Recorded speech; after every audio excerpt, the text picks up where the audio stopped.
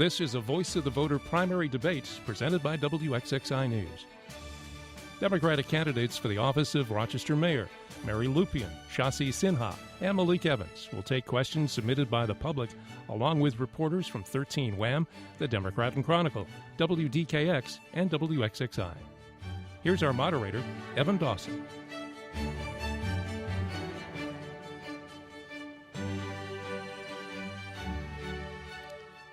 Good evening and welcome to tonight's Voice of the Voter debate. I'm Evan Dawson, host of Connections on WXXI Public Media, and I'll be your moderator.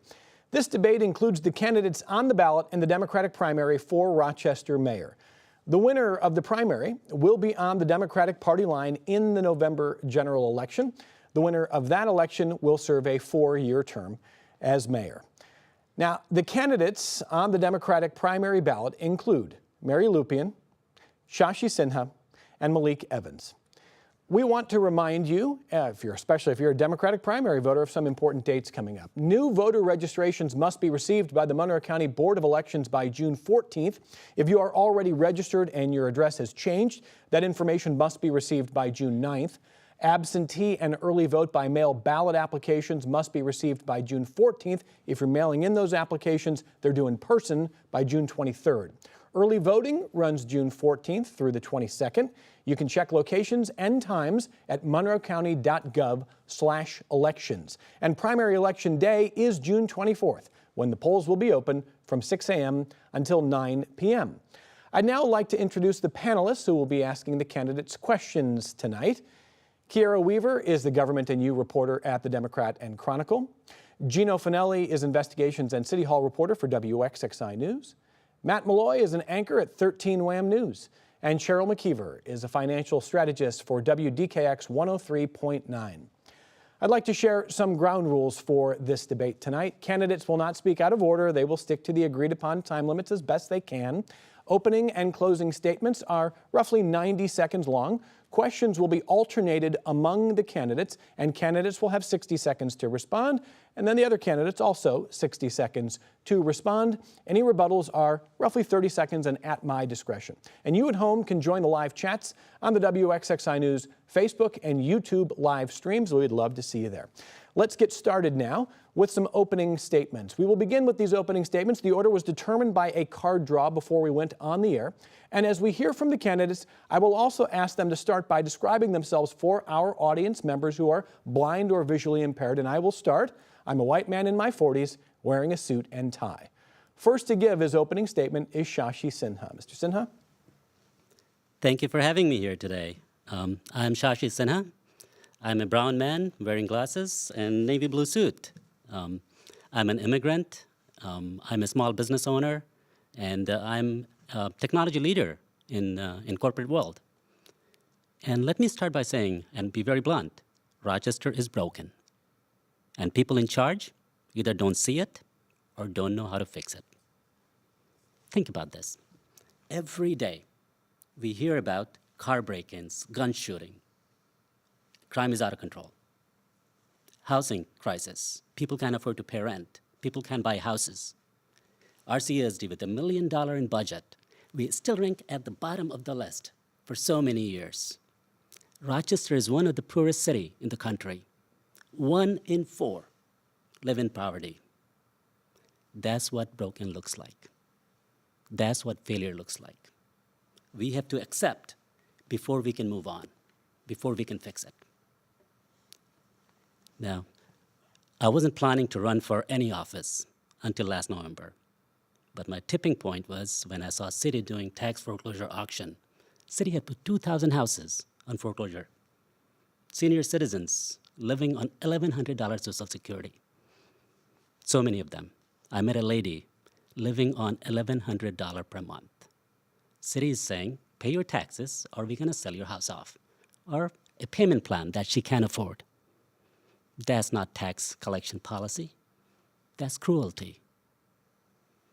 So here I am. Okay, Mr. Sinha? Here I am, running to fix the city. I have big vision and bold plans. We're going to shock the city out of this. Thank you. And we're going to hear more about that tonight. Let's go to Mary Lupien now. And please also describe yourself for audience members who are blind or visually impaired and offer your opening statement. I'm a white woman with red hair, wearing glasses, in my 40s, wearing a blue dress. I want to thank the host of this debate and everyone watching at home, including my babies at School 28. Love you guys.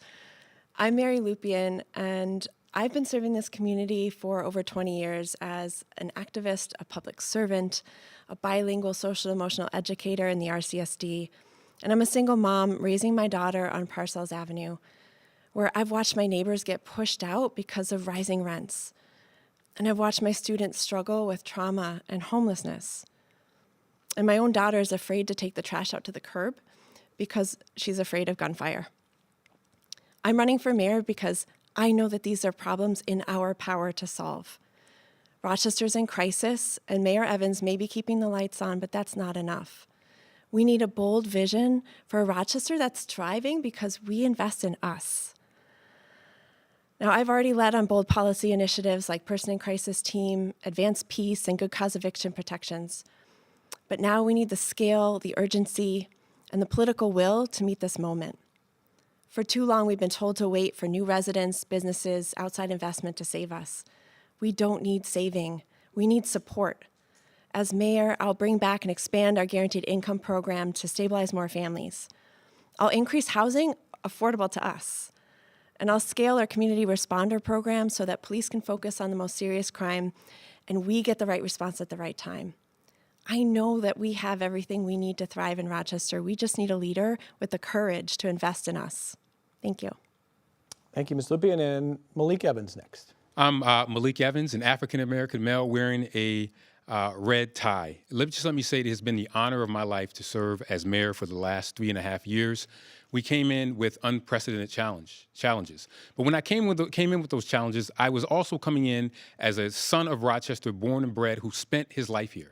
So everything that I looked through in terms of the lenses in our city was through the lenses of my sons that are here in the city of Rochester, and myself, who grew up in this neighborhood, and who grew up in these neighborhoods and was raised by our community. We had lots of challenges that we had to overcome.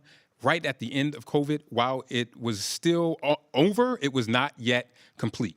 And we know we came in with the highest level of homicides that we had ever seen in Rochester's history. Housing was completely frozen. But we took bold and immediate action in the beginning by launching the Office of Violence Prevention Services, where we launched the Peace Collective, expanded our gun-involved violence elimination program.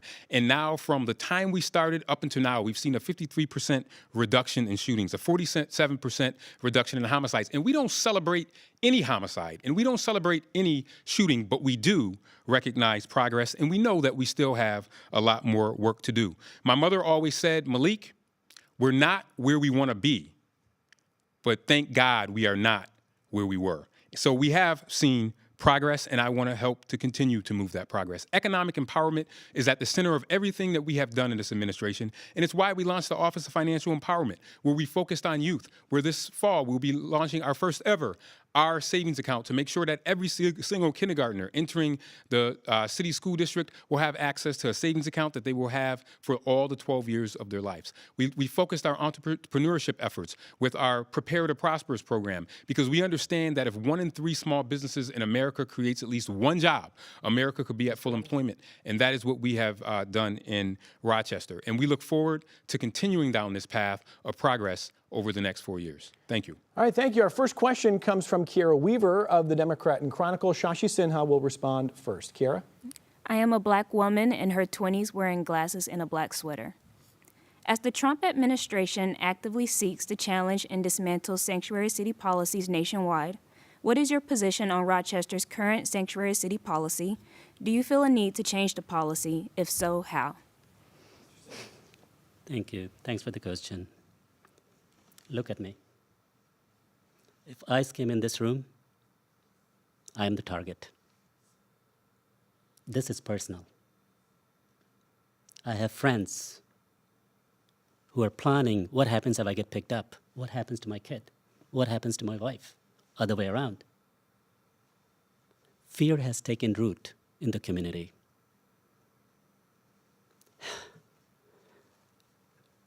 It's very difficult. It's so personal. I have met a lady talking on phone, from Puerto Rico. She was born here. And she's planning to leave because she's scared that she might get picked up, a U.S. citizen. But this is where we are. And let's not pretend that we didn't know that it was coming. Trump had said exactly what he was going to do, and that's exactly what's happening. So it was very disheartening to see when the RPD incident happened. We had a knee-jerk reaction. And Mayor did a press conference chastising the police officers, and we know the rest.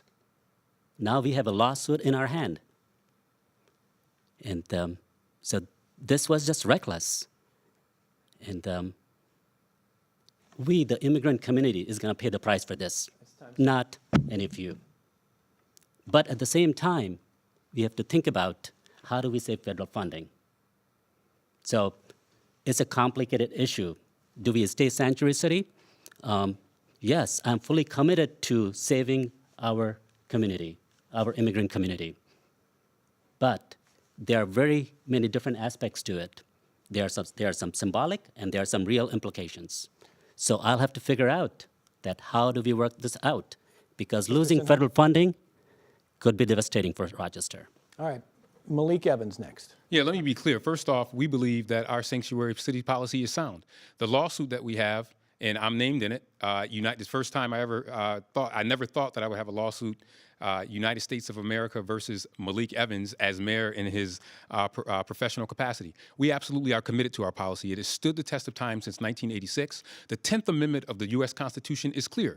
We're not violating the law. All we're saying is that we are not going to use our resources to participate in immigration enforcement. This survived the first Trump administration, and we believe that it will survive this next Trump administration. Now, being that this is on litigation, I'm not going to get into our litigation strategy and give it away. But I believe that we are on solid ground. And anyone that is a student of the Constitution, or even if you're not, look at the 10th Amendment to the Constitution, and it is clear.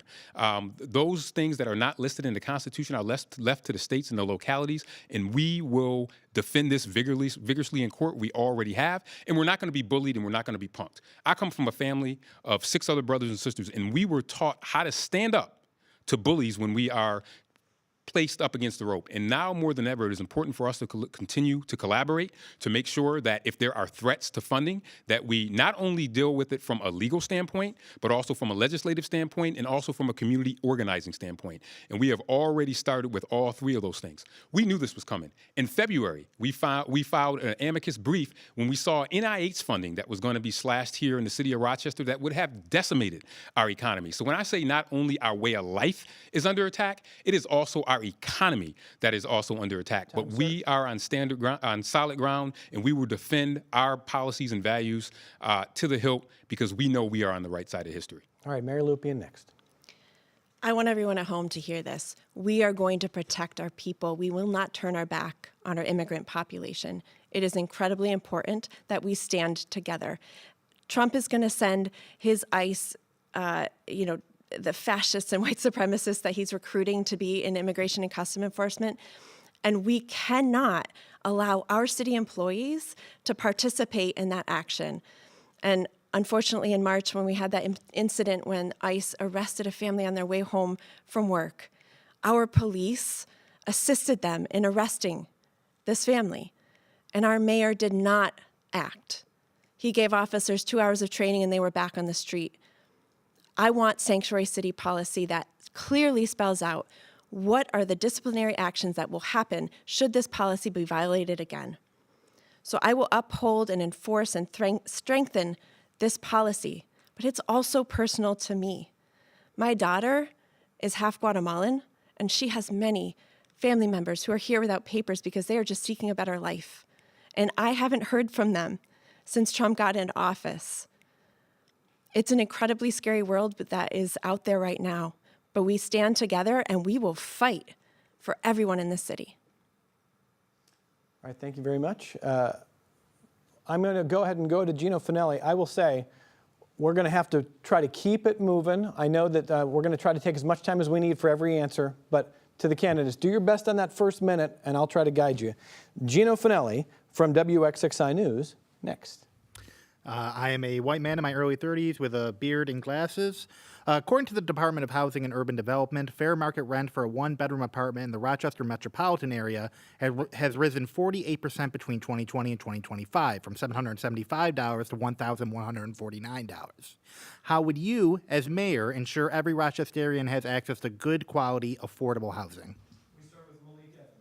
I think one of the most important things you hear people say, drill, baby, drill. You have to build, build, build as many affordable housing units as you can. Rochester has been a leader in this market in terms of building of affordable housing in the state, recognized by the New York State Community Homes and Renewal. There's a great video that just came out that features Rochester and our work around affordable housing. We still have a long way to go, but just in 3.5 years, we've built close to 4,000 units, and you have to have a variety of housing. Market rate, affordable, extremely affordable, as well as single-family homes for people who are looking to build. It's why our work that we're doing to change our zoning code is also extremely important. We have to make sure that we build as many units as possible. But we also have to make sure that we address our poverty rate in Rochester. Of the top 5 poorest zip codes in New York State, 3 of them are in the city of Rochester. We've seen improvement in our poverty rate. We're not jumping up and down and doing a dance, but we've seen it drop by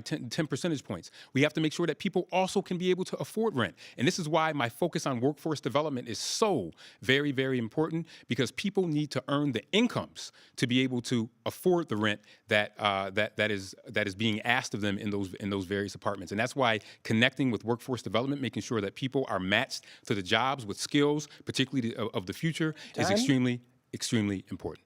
All right, Mary Lupien. Our housing situation is very dire, and City Hall has been slow to act. We've known for years that there was a housing crisis, and it's just in the last few years that we've really started to see more investment in housing. And the Mayor's By the Block program, building houses for $500,000, is not going to scale. We need to figure out how to do more with less if we're considering potentially losing federal funding. I'm talking about building housing that is much cheaper, like starter homes or modular homes, but also focusing on rehabbing our existing properties. We have so many vacant structures that could be rehabbed and be housing for our people. We can also implement policy like tenant opportunity to purchase, where tenants get the right of first refusal should their landlord sell their property, and couple that with our housing trust fund to give technical and financial assistance to tenants, then we're creating a pathway to home ownership. And we need to streamline building, because we have many local small-scale developers that find it incredibly hard to deal with the city for building. One person that I know, took him 3 years to just break ground on his townhouses. And this is something I see in my neighborhood. Just last week, one of my neighbors came to me crying, saying, "Mary, please help me find somewhere affordable to live." And I don't know what to tell her. We need to act, and we need to act to scale to meet this crisis. And Shashi Sinha next. Rochester has become a rental city. 62% of our residents live in rental units. And we are going in the wrong direction. Everybody talks about building more rental unit. We know that when rental population goes this high, we get into a lot of trouble. City goes in decline. We need to build more houses for ownership. I'm proposing building 4,000 housing units for ownership on 3,000 vacant lots that city has. And I will do that in 4 years. Build and sold at cost, all around $100,000. And I'm glad to see Mary coming around and recognizing by the block program how bad that is. We are spending $500,000 to build one single unit, $500,000, and selling it for $100,000. That's a disaster. That's not a sustainable plan. It's financial disaster at best, I can say. On my first day, I'll stop it. But we need to build more housing unit for ownership. I'm going to move 5% of population, think about this, from rental to owning something. That is how you build generational wealth. Okay, Tom? Mr. Evans, do you want to respond? They both talked about By the Block. Yeah, I want to absolutely respond to By the Block. For Tia or Tina or Sandra that are in those By the Block homes, we will never apologize for building on our Buy the Block program. Our Buy the Block program is only one tool in a toolbox. Those were funds that we were able to use from the American Rescue Plan Act to make sure that people who were in red line neighborhoods, and my two colleagues up here may not be as familiar with that, but those African American and Latinos who were in neighborhoods where a red line was drawn in those neighborhoods that said, hazard, you are not allowed to be there. We use that program to make sure that people who never would have been able to have access to housing got that access. Now, we were able to use American Rescue Plan Acts to bring that number down for $120,000 and from $120,000 to up to $130,000 to make it affordable for those people to be able to be in those homes. So we will never apologize for that equity program that we put forth. But that is just one piece of the overall puzzle when we look at housing. And we also targeted, by the way, our Buy the Block program to be built where other homes were already being built, such as the Edna Craven Estates or the homes that are going to be built around Bull's Head. So it was a very targeted program. It is not a program that is a magic wand that is going to solve our housing problems. Housing is extremely complex, and you have to make sure that you have a menu of things that you are going to do. So as we continue to go into the next phase of home building, we're going to work more with the private sector to encourage them to build more single-family homes. But I want to be clear. Buy the Block program was used to right a wrong that lived in this community for far too long, and it is not an end-all, be-all. It is just one tool in our overall housing toolbox. All right, to be fair, both the other candidates will have time here. Go ahead, Ms. Lupien. It is a very expensive tool. The American Rescue Plan Act funding that was very flexible and could have been used to directly aid people, $13 million of it was used to build just 37 homes. And when we're not intentional about building like focused investment was, we can cause displacement of the very people that we are trying to bring equity into their neighborhood. Because when you improve neighborhoods and you build new housing, it increases the housing costs. It's just a function of how that works. And without policies like tenant opportunity to purchase, we could be pushing out people in the very neighborhood we want to save. And Shashi Sinha, you didn't even know who I was 5 months ago, so I can't expect you to have watched the city council meetings where I have been railing against this program from the very beginning. But this is not the way that we scale the housing crisis. We need to be focusing on building housing, yes, but much cheaper. All right, and Mr. Sinha. I'm going to be quick. Mayor Evans tried to wrap this around equity and redlining. No matter how you spin it, financial failure is financial failure. It's waste of taxpayers' money. And that's all I have to say. Our next question comes from Matt Malloy of 13 WHAM News. Mary Lupien will respond first. Hi, I am a white man in my 40s with dark hair and a Navy suit. A recent ruling set strict limits on the work of Rochester's Police Accountability Board, blocking it from holding hearings, compelling officer testimony, and publishing reports with disciplinary recommendations. Now, an appeal is underway, but if that ruling stands, what do you see as the future of the PAB? And would you continue to fund it with taxpayer dollars if it's unable to do that work? I have been a supporter of the Police Accountability Board from the beginning, and yes, it has had its bumps. City Council has never created an agency before, but it's really hit its stride. And I'm really disappointed that the Evans administration prevents them from getting the evidence they needed to solve these cases, even being sued by the NYCLU for trying to hold back disciplinary records that were state mandated to be released to the public. That said, we are appealing this decision, and yes, should it come out that the Police Accountability Board can't hear cases, then yes, the staff that would have been supporting that function would have to be let go and the budget would be decreased. But I do want to acknowledge that as mayor, the Police Accountability Board would not be under my control, and that's by design. It's under City Council to have that separation, and so it would be up to them to do with it what they will. But even should it go away, or at least not be able to investigate individual officers, I just want to say it can still investigate policies and practices and procedures, but it'll be a sad day. But there's still the ability of City Council to do investigations, and ultimately the Police Accountability Board is to try to force the mayor and the police chief to do the right thing. And as mayor, I would absolutely hold officers accountable. All right, Mr. Sinha. Yeah. With safety, I want Rochester to feel safe. At the same time, I want police to be accountable. So police has a difficult job. But at the same time, we have seen so many of these incidents over the years that are appalling and just not acceptable. So police need to be accountable. In terms of PAB, with the current ruling, it has become clear that they don't have any power left to any enforcement or even do investigation.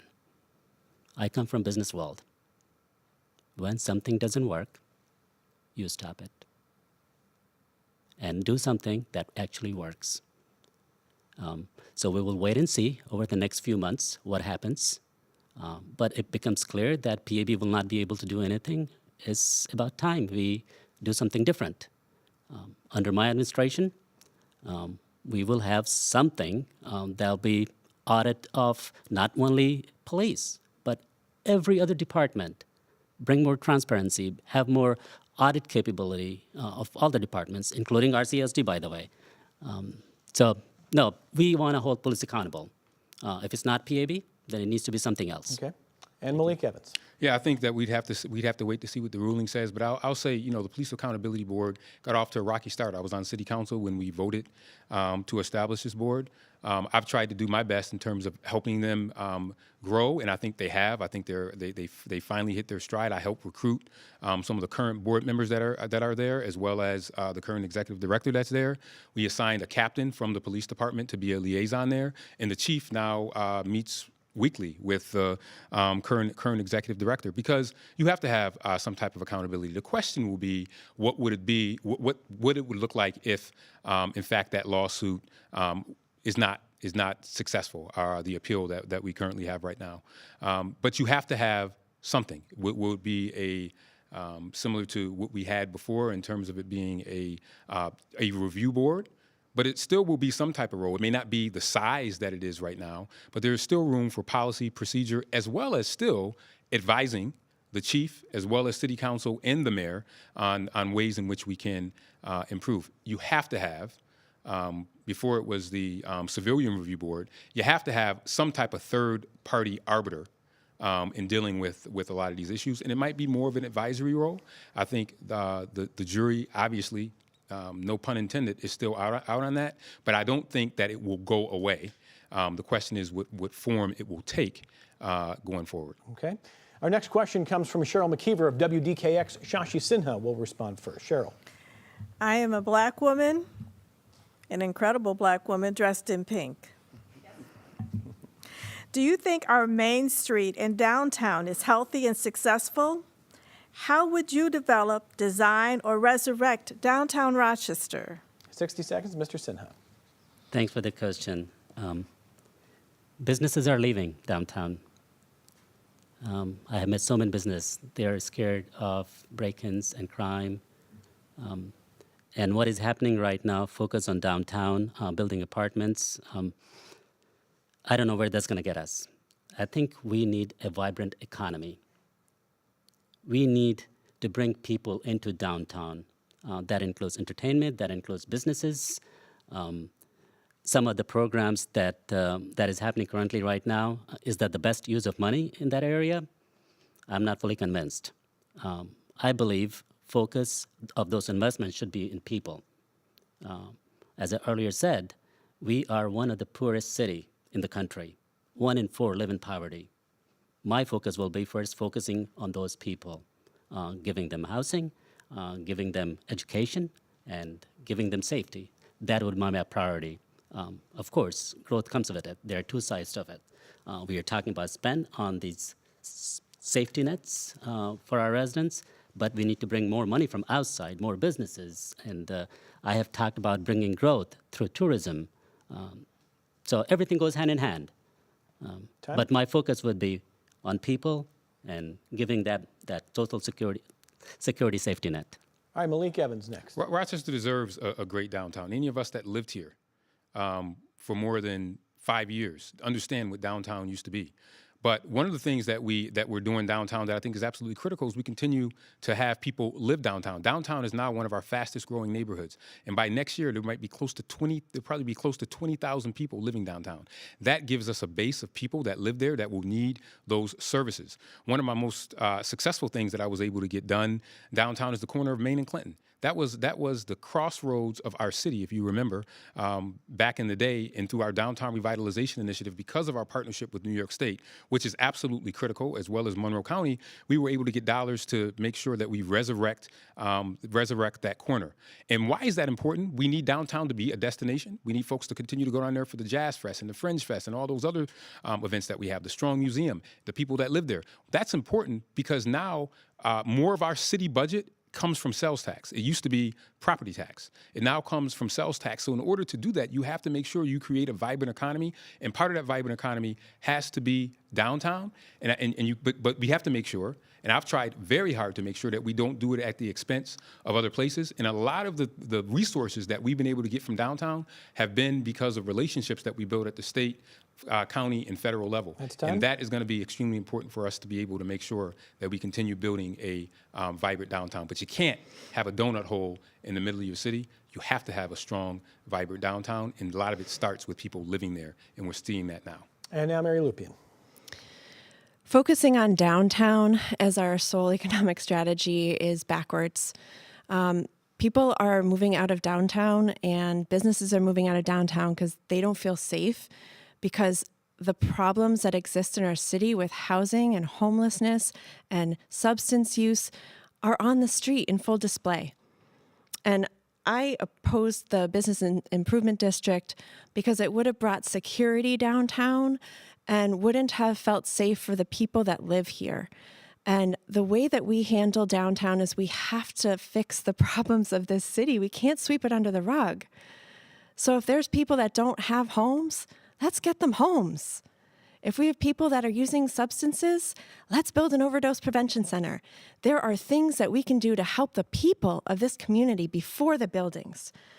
And, $200 million on this aqueduct project to take the top off of Broad Street Bridge. I don't think the community knows that that's how we're spending their money, when we could just as easily block it off to traffic. People for Public Spaces has a wonderful placemaking plan where they activate different spaces and it brings vibrancy, and people on the street bring safety. There are much cheaper ways to activate downtown, and we need to be focusing on what's going on with our people. All right, since this is a Voice of the Voter debate, we asked you, the voters, to submit questions. Here is one of them, and Malik Evans will respond first. This comes from Ryan in Rochester. He asked the following: there are a multitude of beliefs, opinions, and personalities in our city. How do you work with people you don't get along with so that we can continue to progress as a city? Malik Evans, your response. I think that, number one, you have to look at the issue. Because it can't be about the person. It has to be about the issue. And if the issue is important, you focus and you rally around the issue. One of the things that I've done that has been extremely important is that I've worked to expand City Hall in terms of getting the resources. We have the best relationship with the county since Moore and Ryan. And that has been critical for us because imagine if I didn't get along with the county executive or because he said something I didn't like, or our state delegation, which has delivered for us time and time again. My first day in office was on a Monday, and the first people I met with were the governor, our county executive, and community leaders, because I knew that the challenges coming out of COVID were so immense and so daunting and so big that no person could do it by itself. People often hear me say it's we, not me, or it's about all of us. And the reason why I say that is because every single thing that I've done in this office has not been just because of me. It's been because of the larger community and people that have come in. We rely on the kindness of strangers. It was just mentioned this $200 million for the aqueduct. The city can't afford that. Those are dollars that are coming from the state. The state is giving us those dollars. Those are capital dollars. Our budget is only about between $500 and $600 million, depending on the day. So the city of Rochester cannot solve all these problems alone. So you have to get the community in order to be able to help you do these things. And we're doing that with our neighborhood and neighbors in action program. 46 community organizations that are coming in to be able to do that. Or our Peace Collective, almost 50 organizations, community members that are helping us to do that. So you have to work with people in order to help lift our city. I can't do it alone. but together we can do so much. And that's what I've tried to model over the last 3.5 years. Mary Lupien, your response. I will work with absolutely anyone who's headed towards justice. And as evidenced by the 3 years that I worked with former Councilmember Pio on a project to create a community response team to expand our alternate response model, which is the basis for the action team that the mayor recently announced. Many of you out there may remember Councilmember Pio and I had a very public conflict, but we could meet in the middle. And I was able to do the person in crisis team and advanced peace under former Mayor Lovely Warren, who again, publicly disagreed, but disagreement isn't disrespect, it's democracy. And we have to be able to disagree and challenge each other, because when we hear diverse viewpoints, then we can come together and create the best policy. And it's unfortunate that in City Hall, so often, personalities get in the way. Mr. Sinha. As I said, I'm an immigrant. I have lived in different cultures. I lived in India. I grew up in India. I lived in France, and for the last 28 years, I've lived in U.S. So I have worked with all different cultures, all different opinions. And that's an asset. That's how I bring people together. You learn things. And I'm bringing ideas from outside, and you'll hear probably more from me about that. So I have, from different cultures and opinions, it's really good. That this is how we grow. Now, coming back to how do you work together in a business setting or in government setting, I work for a corporate world, and I get to manage large budget where different asks come, often competing priorities and different personalities. But I'm able to bring them together because it is about issues. You set the target that what exactly we are trying to solve. And if you focus on that, and if you listen to everybody, eventually you get to bring everybody together and agree on something that is good for everybody else. And in our case, our city. So I'll be very open, or actually, I'll be listening to everybody. Thank you. Not only people in the city hall and council, but actually residents of our city. Thank you very much. Well, this is the Voice of the Voter debate with the candidates on the Democratic primary ballot for Rochester Mayor. I'm Evan Dawson. Voice of the Voter is a partnership among the Democrat Chronicle, 13 WHAM News, WDKX, and WXXI. You can join the conversation on WXXI News Facebook and YouTube live streams. Our next question comes from Kiara Weaver with the Democrat Chronicle. Mary Lupien will respond first. What is your stance on encampment sweeps? Do you support their removal? Or do you think their removal exasperates the issues of homelessness? As mayor, I would end homeless encampment sweeps day one. You cannot solve homelessness by taking people's tents away. You need to provide them homes, and I believe in a housing first model. And it broke my heart when 5 days before Christmas, on the eve of the coldest day of the year, Mayor Evans dismantled a homeless encampment that just so happened to be on the way to Rock Holiday Village. So as people coming in from other parts of the city and the county, they might see a homeless encampment on their way to the busiest weekend. And we cannot sweep our problems under the rug. Homeless encampment sweeps, they can kill people, because they're a community and outreach workers know where they are, and they're many times they are addicted to substances, and they use in community. And so if someone has an overdose, they're there to revive them. And unfortunately, due to the homeless encampment sweep and the 490 farmers, a man who is well known in the community named Tex died of a drug overdose. Mr. Sinha. Yeah.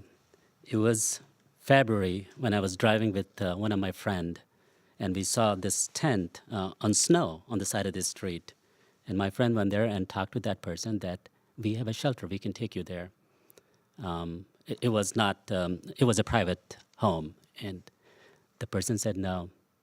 And the reason was that he was afraid of shelter, people beating him up in different places, and other reason was that he couldn't do drugs because he was addicted. And solving street homelessness, in my mind, should be a very doable thing. You can't just take the tents away and leave that person to die in cold or heat. I was talking with Sister Grace a few months ago, and she said, if we have only 200 beds, we can solve street homelessness on average. Now, so my goal would be to build, either coordinate with 50 plus organizations that are trying to solve this, or build something that addresses street homelessness. It's very simple, and of course, it's a very complicated issue. You have drug issue related to it, you have mental health. It's time. So we have to incorporate all those things and maybe build a couple of different shelters and different levels of it so that you transition out people when they feel good and when they're treated for different issues that they have. But this is very solvable issue. Thank you. Thank you. Mr. Evans. I want functional zero homelessness in our community, and I believe that we can get there. I want to be clear. I asked someone the other day, just because I wanted to make sure, I said, how many people have we arrested for being on the street? The answer is zero. Anytime we work to move people into housing, we don't take anything away. This is very personal for me. Those folks that knew my dad knew that he spent 30 years going under bridges, getting people into housing. I know how this works. You have to build relationships, number one, and you have to do it consistently and regularly. But if there's not a place for a person to wash their hands or go to the bathroom, that is not a way to live. And we have to be clear that we have a path for people to be able to get there. But I want to be clear that we are not arresting people. This is not a problem that you can arrest your way out of. We have to continue to work with our PIC team as well as our FIT team. We have homeless outreach sessions twice a week that City Hall works with, and others do many more than that. But we have not arrested anyone on the street for being homeless. You can't arrest someone for being in poverty or having a substance abuse disorder. We have been very clear that we want to make sure that we continue a housing first model to work to get people into housing, but people should not be on the street. And anytime we work to get people housed, we work with other organizations, including our PIC and FIT team and Monroe County, who has the main role as it relates to homelessness. The city is a partner in that and making sure that people are off the streets. But no one should be on the streets in the city of Rochester. It is not a way to live, and we need to do everything we can to make sure we get people into housing, but more importantly, into mental health treatment as well as substance abuse treatment, because the three of those things go together. Ms. Lupien wanted to follow up. Go ahead. Yes.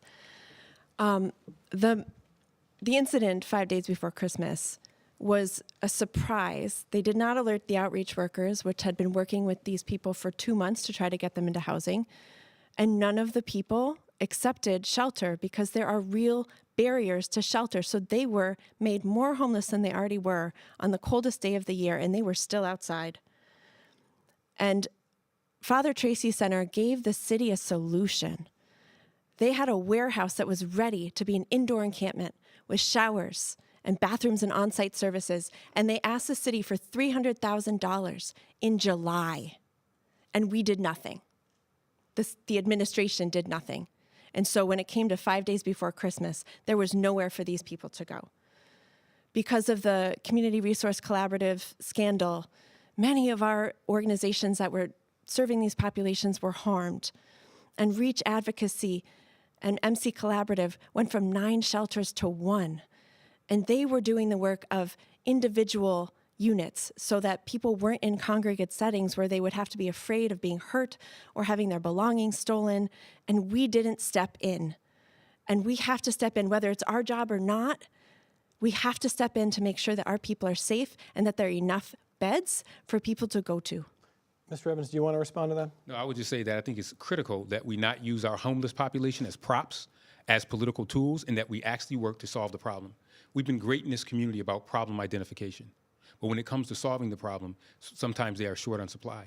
We have made it clear that we have worked with a wide variety of organizations to make sure that we work to get people on the street. And some of the organizations that are supposed to be doing the job, they need more assistance, particularly around the cultural competency part of solving the homelessness epidemic. But encampments are a very difficult situation. It's why we continue to support Peace Village. I hope that we will be able to find an organization that can be able to run that organization, which is the only sanctioned outside place that we have homeless encampments. But we have to We have to put a stake in the ground and says that no one should be on the streets sleeping on a tent. It is not humane. It is not right. I was raised that way. I watched my father move these people off of the streets, and there is a way to do it.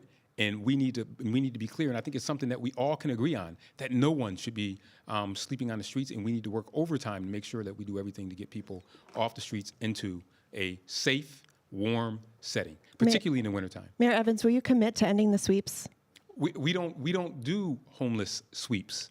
That's not accurate. In the city of Rochester. That's we never not have. accurate. Anytime we work, we make sure that we are putting people, connecting them with resources. And Evan, I'll follow your rules. I won't interrupt or speak out of turn. I want to be fair, Mr. Sinha, if you want to take a little time as well. This is our government. It's been happening for so many years. It's a very manageable problem, but these guys keep fighting, can't solve it. They don't know how to do it. It's about to make changes. That's all I have to say. Our next question comes from Gino Finelli of WXXI News. Shashi Sinha will respond first. Gino. The Guaranteed Basic Income has ended as a pilot program in Rochester. Would you support creating a permanent program? And if so, what would that program look like and how would it be funded? It's a great idea. How are we going to fund it?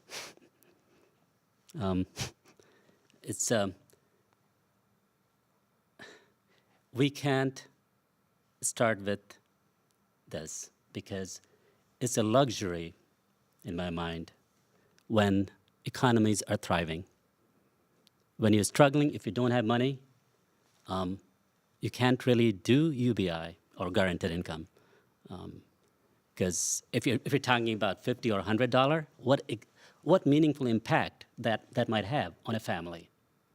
And at the same time, you're draining the city budget or some budget. My approach is different. We got to get to the root cause of the problem. If people are struggling, let's find them jobs. Let's find them career. Let's find them a good life. It starts with education. It starts with housing. And we want to bring business in here and grow, not start with the handout economy. So no, it's a great idea in theory, but it would not work here. Okay, Mr. Evans? I think, and we're going to get the final report, which will release to the community soon, on our pilot Guaranteed Basic Income program. We've put it in our 22, 23, and 24 budgets. We used ARPA funding. That ARPA funding is now gone, but stay tuned in July with the University of Notre Dame Financial Lab. We'll be presenting the final findings of the GBI program. I think it will show that it worked. During COVID, we made sure that the childhood tax credit was passed nationwide. It cut childhood poverty in America almost in half. When it went away, it almost went back up. We have the opportunity to extend a program similar to this. As you know, I advocated for it, and we received in last year's state budget $25 million for poverty reduction, and this year another $25 million in poverty reduction. And soon you will hear of another one of our pilot programs in consultation with Monroe County. It will be a direct cash assistance program similar to the Guaranteed Basic Income program that will provide dollars to a control group in two of our most poorest zip codes in the city. The issue is always how do you get the dollars to be able to do that? And a lot of places that have been successful for this, and I know this from my work with Mayors for Guaranteed Income, is there has been strong private-public partnerships, and I think that is what we will have to do if we decide that we want to extend this program. But I look forward to releasing this report to the community in the next month on our Guaranteed Basic Income program. And it was great running the pilot for the first time, where we had a planning year in 2022 and launching the program in 23 and 24. And Mary Lupien. Guaranteed Basic Income is a core part of my platform because it works. All across the country and in our own city, Guaranteed Basic Income programs show that when you give a family an expected amount of money every month, they use it to pay their bills, to pay rent, to buy transportation to get to work, to get better jobs, and to get better apartments. So why not scale it, right? There's no mystery of whether or not it works.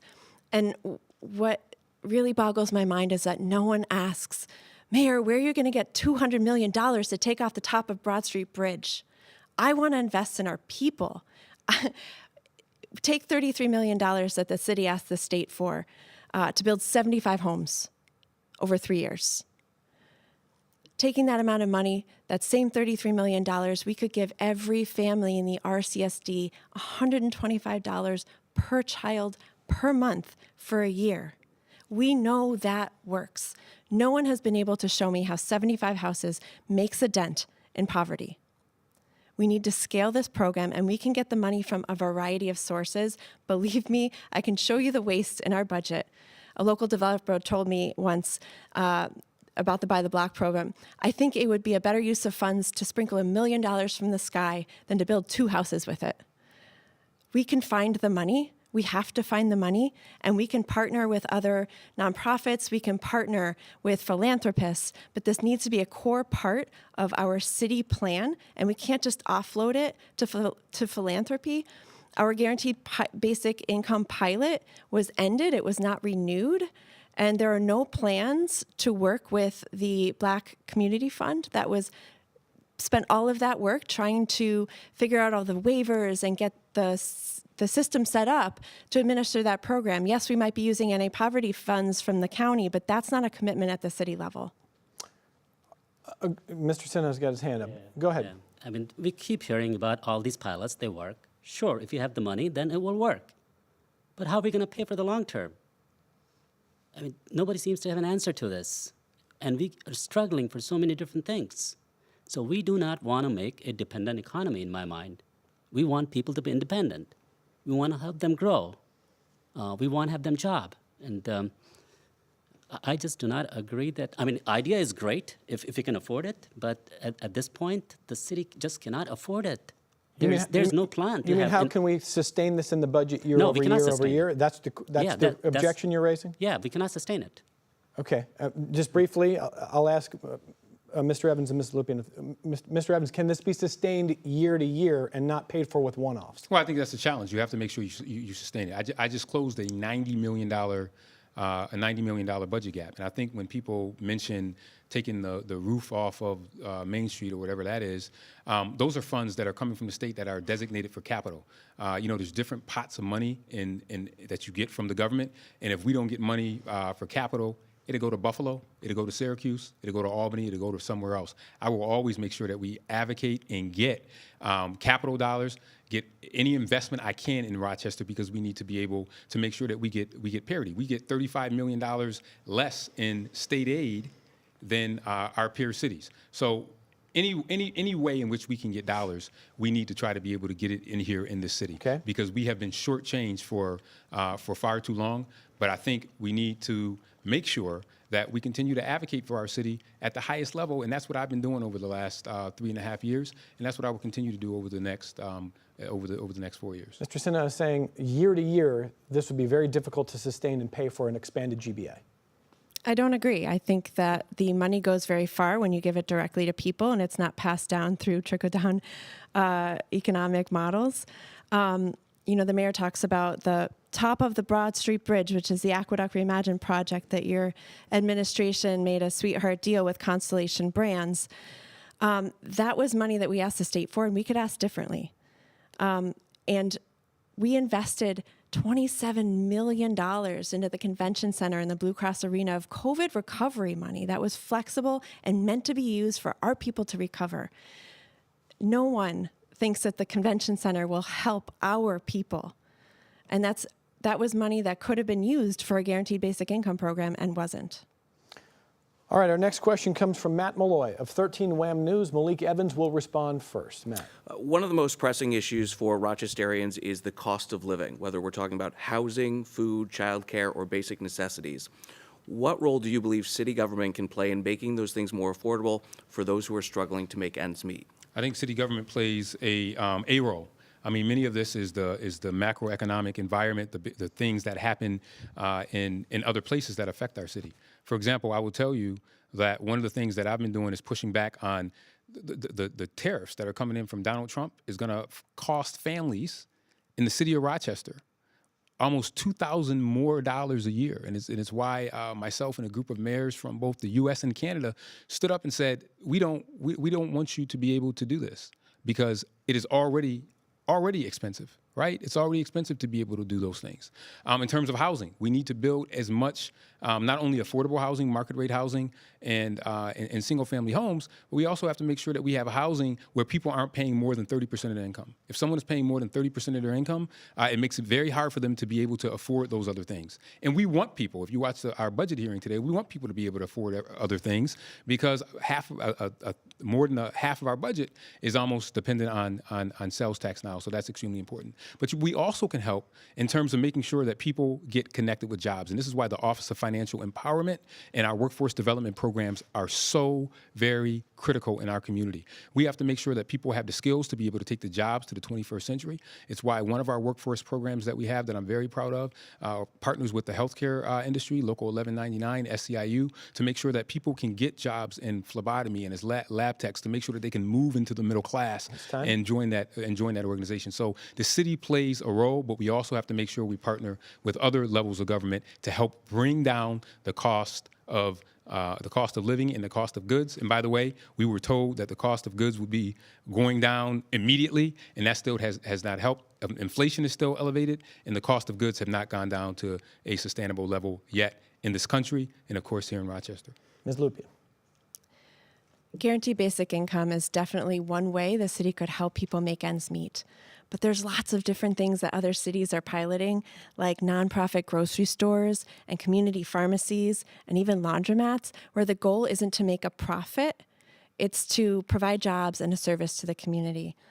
Another big way that we could help our people is to explore a public utility study to understand if we can do an RG&E buyout, so that this public utility, which would be run by a community board whose sole mission is to reduce rates and provide better service and invest in our infrastructure. I've been a vocal advocate of the Housing Access Voucher Program at the state level, so that we can have more vouchers for people to access housing. And we do need to invest in our people and train them and make sure that they have the skills for the jobs that are already here and for the jobs that are coming, because jobs go where we have a trained workforce. Mr. Sinha. Cost of living going up. There's not much city can do, very limited scope that city plays into it. Cost of food, cost of clothing, cost of housing, city doesn't control it. So we have to change the way we think about how we survive. How do we deal with all the costs going up? One way to do it, or the only way to do it in my mind, is increase income. We have a lot of unemployment and underemployment in the city. One of the programs that I talked about, building 4,000 housing unit, that would help our community. I'm not going to give it to a developer. This is going to be a city-run program. And a lot of people and it's going to go to those jobs. I'm going to hire from within. This includes people who are underemployed or not employed, or even people who have gotten into crime. This will be a way out for them. To learn something, assembly, I'm talking about modular panelized home, that they can learn very quickly, and they will have good paying job. For our residents, you got to make more money to pay for the goods that you have to buy. So that's the way I will go about it. Okay. Next question comes from Cheryl McKeever of WDKX. Mary Lupien is going to respond first. Cheryl. Okay. What are your plans to involve residents in decision-making process, or how have you involved residents in the decision-making process for Rochester? I just want to add to the last question that I have been involved in talks on what it would look to raise the minimum wage locally. And I think that that could also be a solution to helping people meet their needs. And in terms of involving people in the process, I love participatory budgeting. And currently the city does kind of like a fake exercise where they have people put money in different pots. But I want to do it for real. I want to set aside a pot of money and let the community decide how it would spend it. And most recently, City Council gave each district council person $100,000 to spend in their district. And I had a robust outreach to all of the neighborhood groups and people that I knew that were doing good work, and they submitted their proposals to me, and we ended up picking the 4 that were based in my district but had citywide reach. But that was a really exciting opportunity, and I hope that we can do more of that. Mr. Sinha? Yeah, we are not involving our residents much in decision making at all. There are neighborhood communities. I was in one of them a couple of days ago, and nobody from the city was there, even though they were invited. So I will change the script. My administration will be very transparent and very involved with residents. I will have monthly meetings, including I will encourage City Council to be part of that whole town halls every month. I will create a technology portal where people can submit their ideas and concerns. And so we will involve people directly in decision making. If we have a plan, let's communicate it. Let's get direct feedback from residents, not just decide and move forward, because that seems to happen a lot. Mr. Evans. I have my Mayor on the Block, in which I do every month. I just finished my 41st Mayor on the Block yesterday. That involves community residents. We have our Rochester Community University. We have a cohort that graduates from that, I believe, next week. Our NIA program, Neighborhoods in Action programs. We just launched our first cohort. That's all made up of neighborhood organizations and regular, everyday community folks from neighborhoods. 47 organizations. They got to decide what projects they wanted to do in their community, and we just launched that. We do our telephone town hall at least twice a year, and also and many of the commissions and boards that I appointed. Our Vision Zero Task Force has community representatives on that. Our Housing Quality Task Force had community representatives on that. Our Cannabis Preparation Commission had community representatives on that. That's how I got my start in public service, was being involved and being invited into the room. I go back, I was on the Sector 4 Planning Committee during Neighbors Building Neighbors when I was 14 years old. I have also involved young people. I have the Mayor's Youth Advisory Council, which I helped start when I was a teenager, that is still going on in the city of Rochester, and we have evidence of involvement in how it could change things. I go to PLTI, our Parent Leadership Training Institute, regularly, and all of these people have helped imprint city government. In everything I've done over the last 3.5 years, I've gone to the community, and that is where a lot of the ideas come from. And that's why I say it's we, not me. You can't do this by yourself if you don't involve the community. And Ms. Lupien's got her hand up. Go ahead. Well, just first shout out to PLTI. I'm a PLTI grad.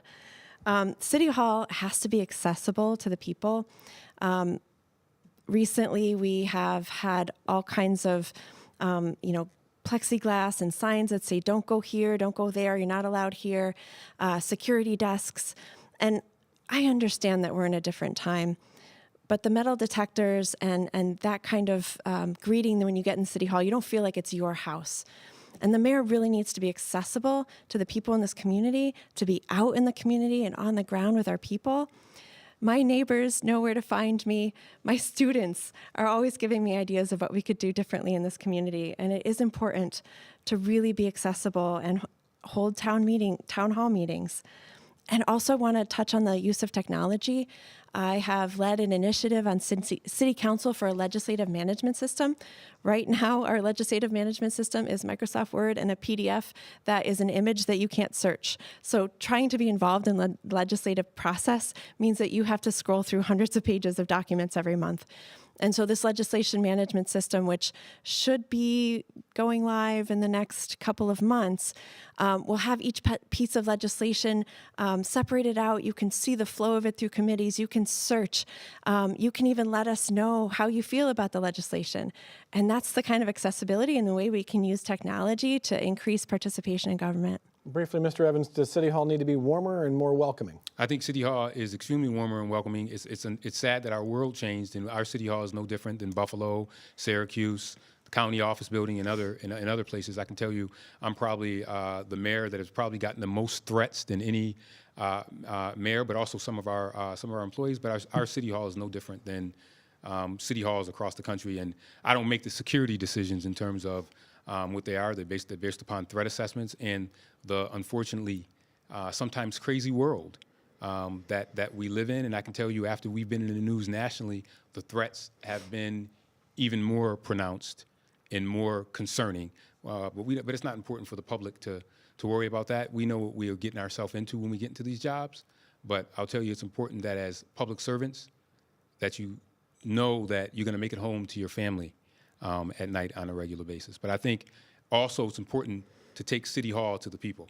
So as mayor, and my schedule is foilable, so and many people have foiled it, I average about 20 to 25 community events on a regular basis. So the mayor cannot be in City Hall on the third floor. The mayor has to be out amongst the people in order to get the information that you need.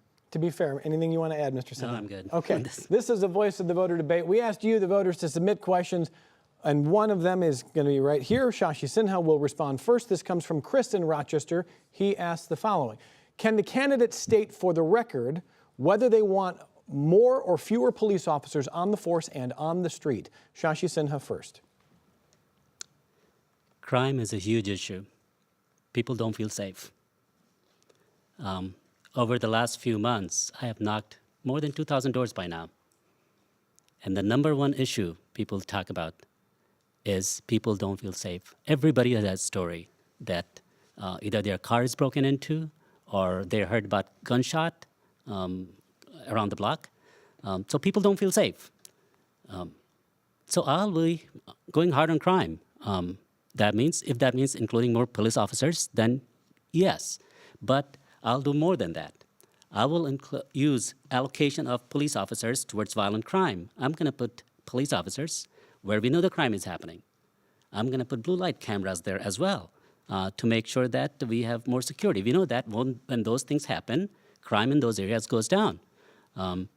Also, I'm talking about community policing. We need to bring it back, where the cops know their neighbors are walking there or see the kids and say, hey, why you're not in school? We should be doing that. But in the end, if it means that, at least in the short term, if we need to get more police, then yes. Okay, Mr. Evans.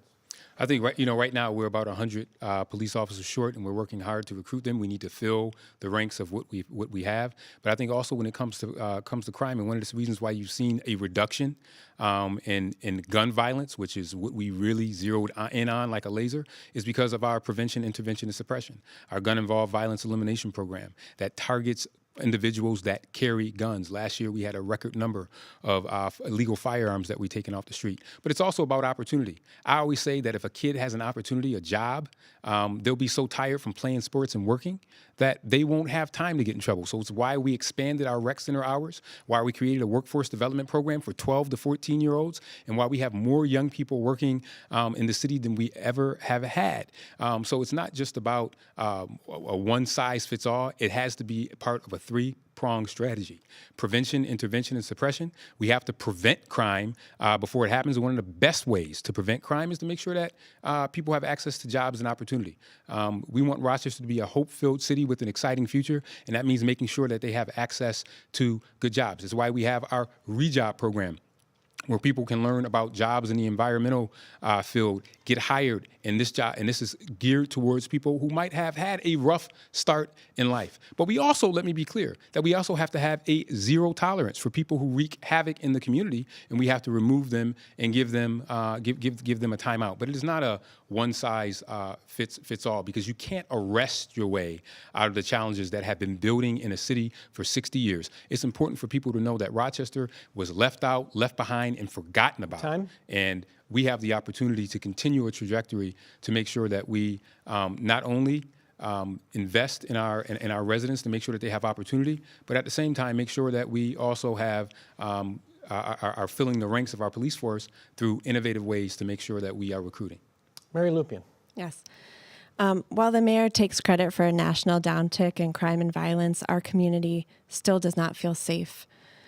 And you know, we hear that we got to hire more cops, but the truth is there aren't any more cops to hire. We're in a retention and recruitment crisis.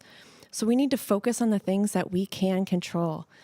A recent survey or a recent study showed that in looking at all of the 911 calls that came in, only 18% of them really needed a police response.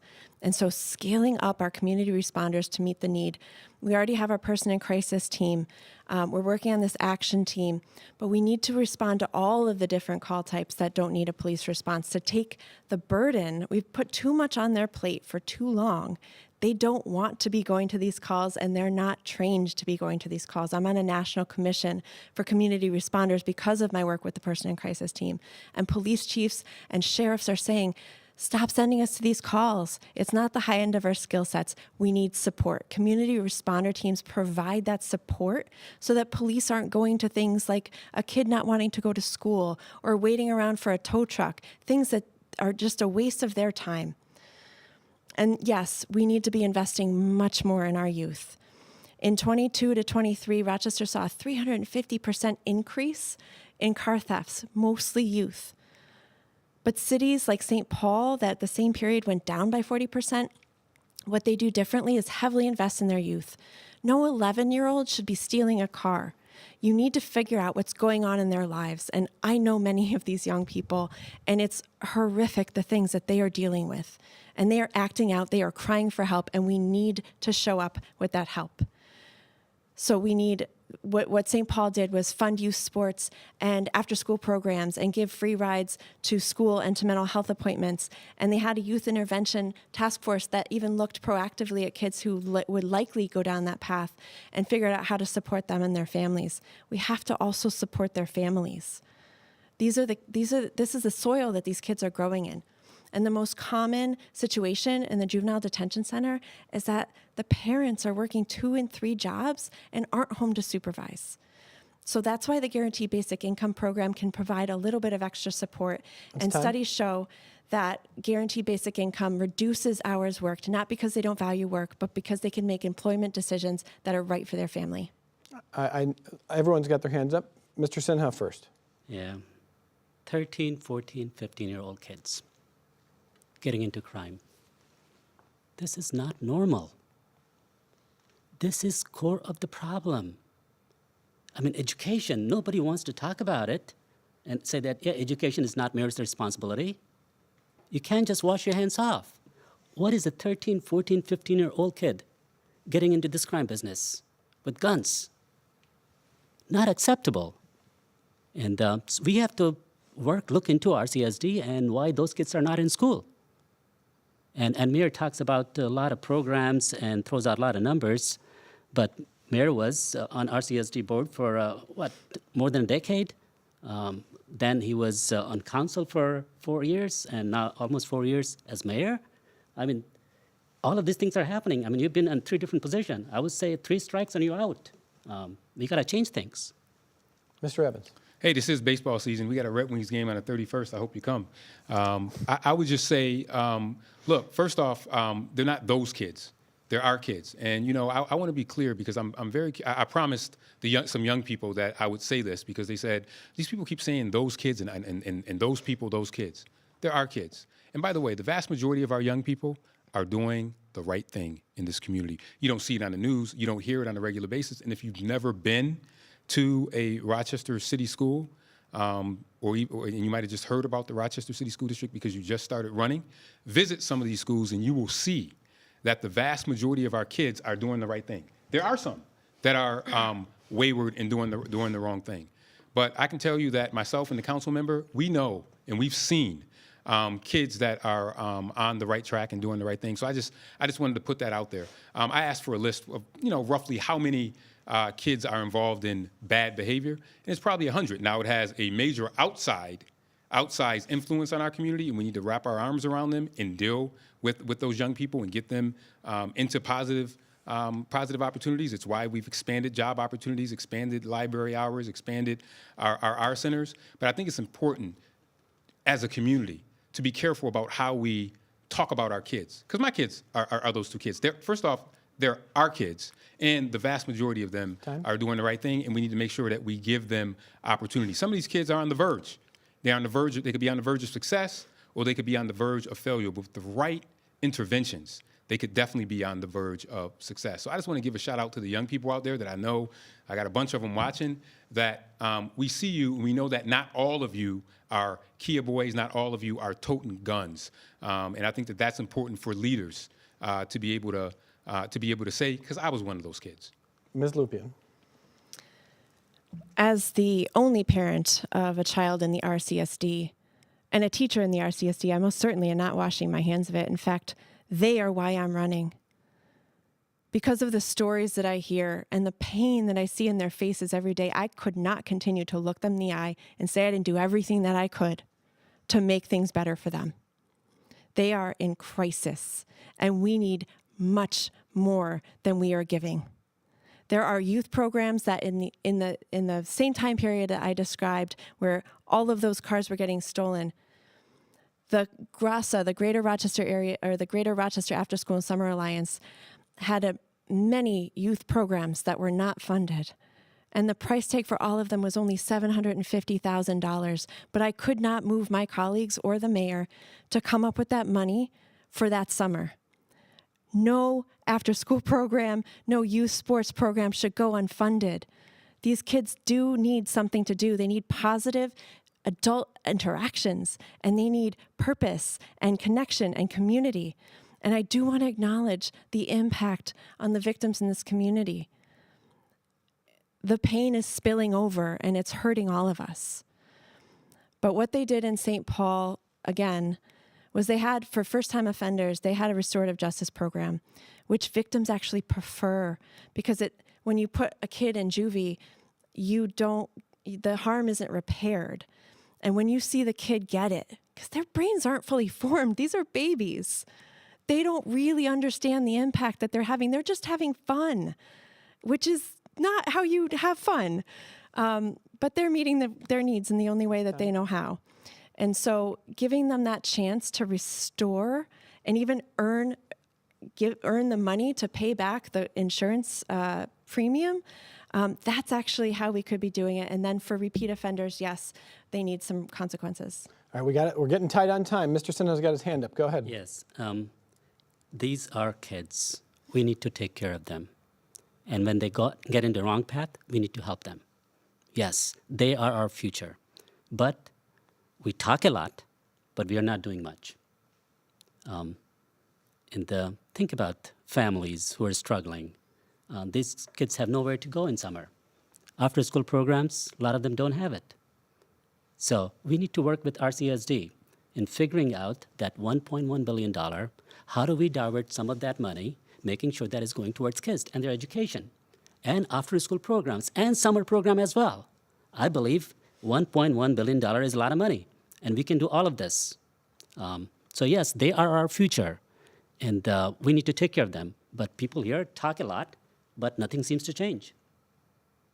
Mr. Evans, briefly, if you want to take a minute, do you think the city is spending money on programs sufficiently to provide opportunities for kids? I think we are, and I think if you look at where we were as to where we are now, I think we are. If you remember, we didn't have, if you would have told me 20 years ago that we'd have social workers in our centers, I would have told you we'd never do that, but now we do. If you would have told me that we would expand our job training programs to 12 to 14-year-olds, I would have said, man, that's a good idea. How are we going to do it? But we did it. If you said we were going to expand our Summer of Opportunity program, we did that. But we could always absolutely have more, and that's why collaboration is so very, very important to make sure that we scale this. I always say that any young person that wants to get a job should be able to get a job. Any young person that wants to be in a program should be able to be in a program, and that's why we've expanded our hours at our centers. It's why we have our nights outs at our sports complex. So all these things are absolutely critical in terms of making sure that we do what we can from the city perspective. That's time. But there's also the larger community perspective that also plays a role. And then when you have all of us firing on the same cylinder, that's how you get the scale, and that's how you get the maximum impact. All right, and down to the last minute, Ms. Lupien, one of your themes tonight has been you think you can reimagine the budget and find the space to fund more? Yes. Yes, we have to find within our budget more, right? Kids in Brighton aren't stealing cars because kids in Brighton have what they need. If kids are still stealing cars and shooting at each other, it's because they don't have what we need and we're not doing enough. there are other programs that can bring in revenue, like public banking, that we can explore, and asking our state and federal partners for money for different purposes. But it's absolutely my priority, and I guarantee that I will figure it out. We are going to now approach closing statements. Each candidate has 90 seconds to deliver a closing statement. The order was determined by a card draw before the broadcast began. We're going to stick to 90 seconds. Gino Finelli's been deputized to go remove microphones after 90 seconds. We're going to do our best here. Malik Evans is up first. Let me just say thank you to the debate and to my colleagues up here. It's been enjoyable getting the opportunity to talk to Rochester. But I believe that our future is greater than our past. I came in with immense challenges, but we did not shrink from them. We know that there are folks that will constantly identify a problem and not work to solve them. But over the last 3.5 years, we worked to solve those problems through innovation, through creativity, but more importantly, with collaboration with the community working with me side by side. And that is the way I believe that we will be able to take Rochester to the next level, by continuing on a trajectory of understanding that there is nothing that we cannot accomplish if we work separately. We won't be able to accomplish much, but if we work collectively, we will be able to accomplish a lot. And I think that we've showed that over those last 4 years. I opened my statement by saying, when I gave my opening statements, that we've come a long way. We still have a long way to go. And as I look back, as I said, we're not where we want to be, but thank God we are not where we were. But I know that by working together as a community, we can continue on a trajectory to make Rochester the best city in the country. And I hope that you will do that with me. And that's why I'm asking for your support on June 24th. And I hope that you will also visit my website, malikevans.org. Thank you and have a good night. And now Mary Lupien. Yes, thank you. This has been a really wonderful conversation. This is what democracy looks like. A conversation with the community about how we can improve the lives of our residents. I'm not running just to manage the city. I'm running to offer a plan to transform it. Business as usual is not working. We need urgency, bold action, and a vision for where we're going. We need leaders with the courage to stand up, not just to those who've long held power in Rochester, but also to the fascists and in the White House. I have worked in our neighborhoods, stood with our community, served in our schools, and fought in City Hall to make sure that people were housed and felt safe. I've done the work, and I'm ready to do more. Our people need support and a leader who believes in us enough to invest in us, in our people, in our neighborhoods, and in our future. As mayor, I will provide that support. I will expand guaranteed income to support more families, increase housing affordable to us, and scale up our community responder programs to help the police focus and give our community the right response at the right time. I bring the experience, moral clarity, and relentless courage to run this city, and we need real safety, real solutions, real belonging. I know that Rochester has everything we need. We just need to invest in us. And now Shashi Sinha. Thank you for this discussion. I'm not a politician, and by now probably have figured it out. I'm very different. My approach is different, and what I'm proposing is much different than what we have seen in the last so many years. We have been stuck in this place for so many years. I said, city needs to get out of this. I'm here to bring that change. What you're gonna get with me is no fluff, straight talk, and I'll be always available. I'm looking to build partnership with people. So this is what I'm gonna do. And I'll tell you one more thing. If you think city is doing great, probably I'm not your guy. But if you think and believe, if you walk around the city, you'll find out that a lot of people are struggling. Look at me. This is what I'm gonna do. I'm gonna cut the crime down. I'm gonna build 4,000 houses for ownership. I'm gonna bring the taxes down. I'm gonna grow jobs. I'm gonna focus on education. I'm gonna do all of those things. And mark my words, I'm gonna do exactly what I say I'm gonna do. Change is coming. That concludes tonight's Voice of the Voter debate with the candidates on the ballot in the Democratic primary for Rochester mayor. Thank you to the candidates for taking part. And to those of you who submitted questions, and to, of course, our panel of journalists, Kiara Weaver of the Democrat Chronicle, Gino Finelli of WXXI News, Matt Malloy of 13 WHAM News, and Cheryl McKeever of WDKX. A reminder that early voting runs June 14th through the 22nd of June. The primary election day is June 24th. All the information you need is available to find out where to vote and when at the Monroe County Board of Elections website. It's at monroecounty.gov/elections. I'm Evan Dawson for WXXI News. Thanks for watching. Good night.